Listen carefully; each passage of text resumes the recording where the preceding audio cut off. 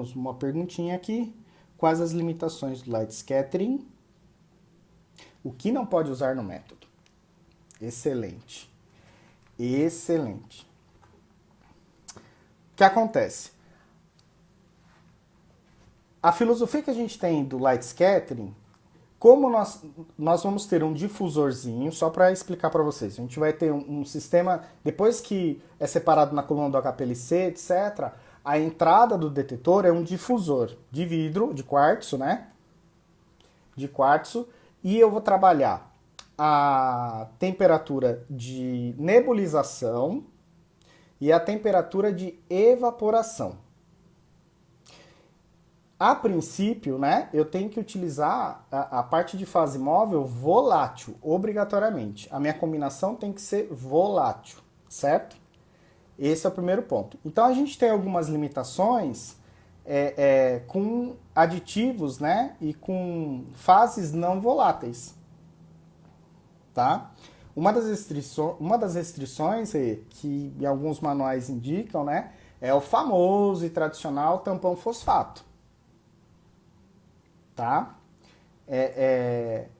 Então, a gente vai se aproximar das fases de ácido fórmico. Quer ver? Eu tenho uma listinha aqui. Vou falar para vocês as mais comuns. As mais comuns.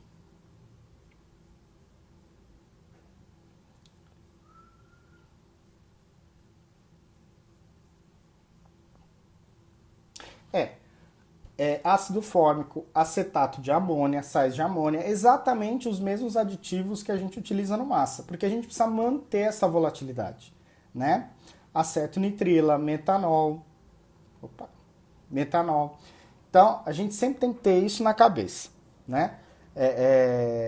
Esse é um dos pontos que a gente precisa, que tem de limitação quando a gente fala de light scattering. De light scattering, tá? Tanto para fase móvel quanto para preparo de amostra. Tanto para fase móvel quanto para preparo de amostra, tá? Outro ponto, em termos de concentração, a gente precisa dosar bem. Os difusores, de acordo com cada fabricante, né? Os difusores, a interfacezinha que eu comentei de quartzo, né? Ela também é separada, alguns fabricantes separam por faixa de fluxo. Então, outra limitação. Se você trabalha com coluna de 4.6 numa certa faixa de fluxo, tá? Eu tenho um difusor específico. Se você trabalha com coluna de 2.1, que seria a cromatografia rápida, para outra faixa de fluxo, eu vou usar um outro tipo de difusor.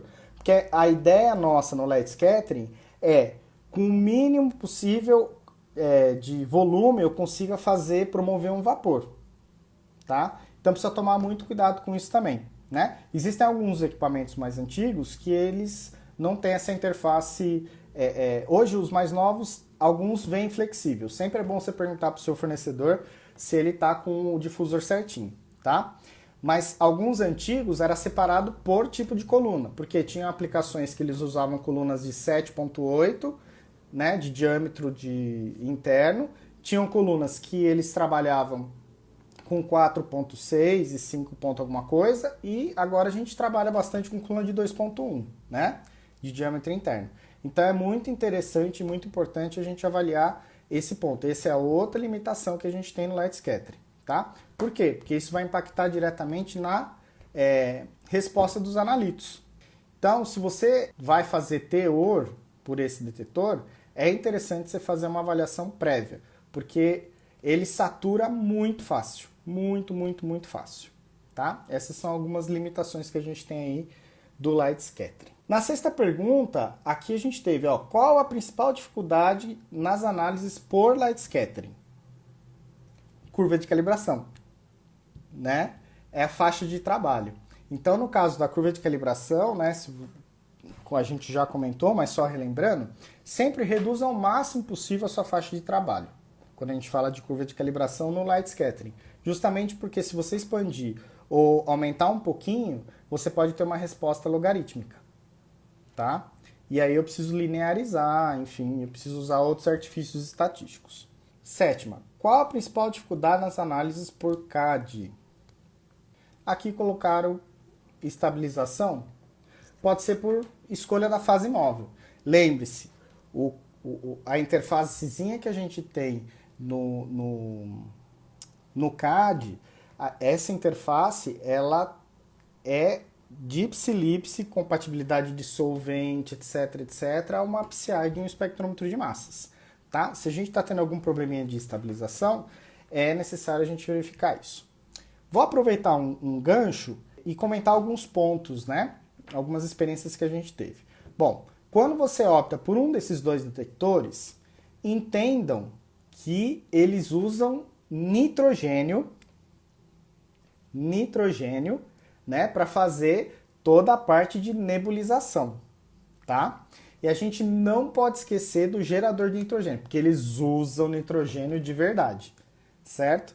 Esse, por ser um detetor não convencional, né, o pessoal está acostumado aos outros detectores que você coloca em cima do equipamento e acabou. Esses não. Esses precisam de um gerador de nitrogênio para eles, né? Mais ou menos a média aí, se eu não me engano, era de 8 a 10 litros. Aí eu não tenho de cabeça, gente, desculpa. Mas é bastante nitrogênio. Pode ser utilizado com cilindro, mas o custo é considerável, tá? Muito considerável. Outra coisa, além do nitrogênio como requerimento de instalação, eles têm um sisteminha de exaustão atrás, que também é muito, muito, muito recomendado, tá? Por quê? Quando a gente trabalha com espectrômetro de massa, a gente está acostumado a ter o gerador de nitrogênio e tudo bem, né? Você tem lá a bomba de vácuo absorve tudo, né? No óleo, você troca o óleo e todo mundo fica feliz. Nesses detectores, não. Você precisa ter uma saída específica para eles, porque vai ser gerado vapor. Nos dois, tá? Esse vapor gerado, ele tem que ser, enviado, né? Porque você está trabalhando com solvente, enfim. Um dos laboratórios que a gente fez o trabalho, o pessoal esqueceu dessa parte. Aí, né? A gente falou, precisa de um exaustor aqui, porque fica insuportável o cheiro de solvente e cheirar esse solvente na atmosfera não são legais, né, de se trabalhar, tá? Isso é só duas dicas que eu acabei me lembrando, porque eles requerem um aparato um pouco maior. Aqui teve uma pergunta muito legal, ó, do Luiz. Quais as melhores alternativas para se trabalhar com esses detectores quando estamos no modo gradiente? Esse modo impacta na linha de base e sensibilidade de resposta? Luiz, muito obrigado por essa pergunta. Muito mesmo, tá? Olha, esses dois detectores, então, eles vão ter aquela característica de universalidade, né? Mas uma coisa que o índice de refração também tem a característica de universalidade, mas ele não tem a sensibilidade que esses dois têm. E também ele não consegue trabalhar com gradiente. Esses dois trabalham, né, com a parte de gradiente. Quando você for fazer um gradiente, você precisa entender muito bem algumas coisas, tá? Primeiro, você precisa verificar como está a proporção na hora que está saindo o seu analito, né? Como está a proporção desse gradiente em função da temperatura de nebulização e evaporação. O que acontece muitas vezes é que a gente faz os primeiros testes e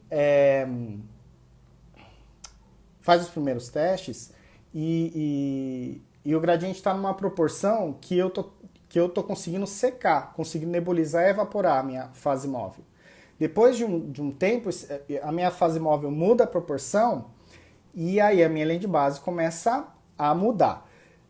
A característica dos detectores é de aumento, a flutuação é muito menor, por exemplo, do que um detetor óptico, tá? É mais um aumento de ruído, ele começa a ficar bastante ruidoso. É isso que a gente precisa tomar cuidado. Nesse caso, é interessante você ajustar a temperatura de nebulização e de evaporação para a pior condição do gradiente em termos de volatilidade. Ah, Fábio, tô usando mais água no começo, né? E o orgânico no final eu tô usando mais. Legal, então vamos ajustar o começo, né? Para o final garantir que evaporou tudo. Só tomando cuidado para esse ruído não o ruído não ficar muito grande, né? Não sei se era essa a resposta que você estava esperando, Luiz. Fala comigo, Luiz. Eu gostei da sua pergunta, viu? E obviamente assim, quando eu tenho esse tipo de flutuação ou esse tipo de ruído na linha de base, acaba impactando na sensibilidade, né? Não tem muita saída. Por isso que a gente precisa tomar bastante cuidado. Eu tive uma experiência, né, que a chave para todo o método foi temperatura de nebulização e temperatura de evaporização. Essa foi a chave. Outro ponto interessante é os filtros, né, de aquisição de pontos no light scattering, viu? Dependendo da quantidade de hertz, você precisa ver exatamente como está saindo a distanciamento da base do seu pico de interesse pela frequência de aquisição de dados. Porque se você está buscando mais sensibilidade ali, vai impactar esse filtro. Você vai estar pegando mais dado que você precisa, ele incrementa um ruído razoável. Tá? Luiz, era essa a resposta. Fala comigo aqui. Trabalhamos numa degradação e queremos obter um fator de resposta. Tá. Fator de resposta. Quais os impactos? É aplicável de gradiente reverso como alternativa? Uma coisa legal. Isso, Luiz, desculpa. Isso aqui a gente está falando para light scattering, né? No CAD? Obrigado. Tá. No CAD, ele vai ter, de novo, ele vai ter o comportamento igualzinho ao espectrômetro de massa, tá? O que ele conseguiu ionizar, ele está pegando no coletor. Por quê? Porque a resposta que você vai ter ali não é uma resposta... O que ele ionizou relativamente, né, é tudo que tinha daquele composto, digamos assim. E vai ser muito proporcional. Mas pode comentar. Tá bom.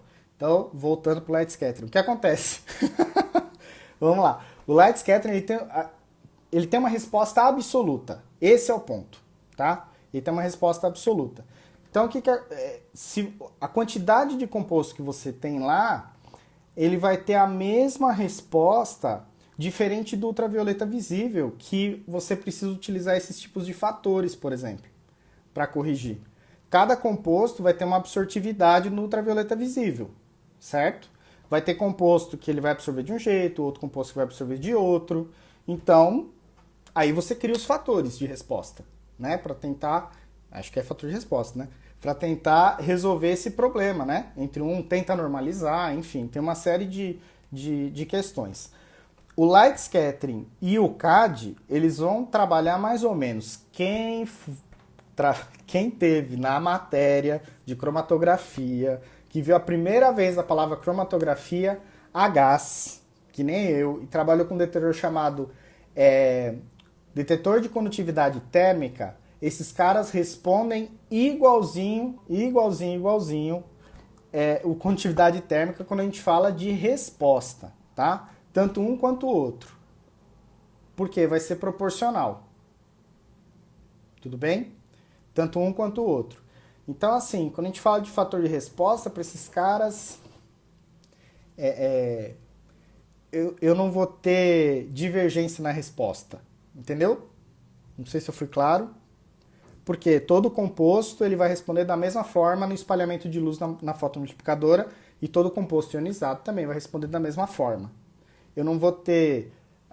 como é que eu vou explicar de forma didática, gente? Eu não vou ter as divergências, por exemplo, que a gente tem num feed, por exemplo, que cada tipo de molécula com hidrocarboneto, eles podem ter cadeias muito parecidas, mas as respostas são todas diferentes. A absortividade no V também, as respostas vão ser muito diferentes. Tem a parte do gradiente, né? Tá, quando você fala de gradiente reverso, nós estamos falando de C18? Ou você já está partindo para uma interação hidrofílica, alguma fase mais diferentona? Porque, por exemplo, vou interpretar assim, tá?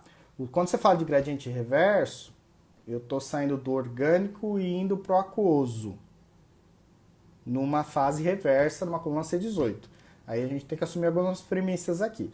Se você está tendo esse problema, é exatamente aquele problema de a água, ela vai ser menos volátil que o seu orgânico, com certeza. Ah, valeu! A água vai ser menos volátil que o seu orgânico, não vai? Se a água vai ser menos volátil que o seu orgânico, se você não colocar a sua temperatura de nebulização para a água e de evaporação, aí mas com certeza você vai ter problema, tá? Porque você ajustou ele para mais orgânico, que é mais volátil. Então, uma forma de você corrigir, coloca a última condição do seu platô de gradiente final, né? Eu sei que é difícil aí para degradação, né? Mas coloca a última condição do seu platô final, que é mais água, né? Mais porcentagem de água, e ajusta o detetor, temperatura de nebulização e evaporação, nessa parte, tá? Se for light scattering. Ou temperatura de nebulização, se for o CAD, tá? Se for o Corona. E aí, Luiz, qualquer questão que você tiver adicionalmente, por favor, manda no nosso direct, que aí, conforme você vai falando, às vezes a gente não tem o contexto completo, né? Aí a gente bate um papo com você, tendo um contexto completo, a gente consegue conversar, tá? Mas espero que esteja no caminho aí. Bom, a nossa última pergunta aqui foi: você possui o LSD ou CAD, né? E os fabricantes? Gente, cada vez mais existe uma oportunidade muito grande para esses dois detectores não convencionais, tá? E hoje nós temos algumas opções de fabricantes, né? Então, nós temos, por exemplo, para a parte de light scattering, nós vamos ter a Agilent, que fornece dois modelos distintos, com duas fontes distintas, tá? Recomendo, muito bom. Nós vamos ter a Waters também, que trabalha com a parte de light scattering. Tem um fornecedor bem interessante que acho que chama o White, que é um fornecedor americano. Eles têm uma tecnologia de multi-ângulo muito legal para algumas aplicações nesse sentido, tá? A White é bem legal. Tem a Grace, que é famosíssima, super tradicional, light scattering raiz, tá? Tem a Grace também que trabalha nessa parte, especializada nessa parte, tá? E no caso do Corona CAD, nós temos a Thermo que fornece. São assim, dos detectores não convencionais, são excelentes oportunidades naquele nicho, naquele tipo de abordagem que a gente comentou, tá? Tanto para a parte da gente ter uma opção, né? Uma opção aí para detectar moléculas não cromóforas, ou uma opção onde eu não consigo colocar, dependendo como for, né? Onde eu não consigo colocar para uma rotina já conhecida, né? E um método bem controlado, bem conhecido, onde eu não consigo pôr um espectrômetro de massa, dependendo da área de atuação, talvez seja uma excelente alternativa para um controle de qualidade, uma rotina mais pesada, tá?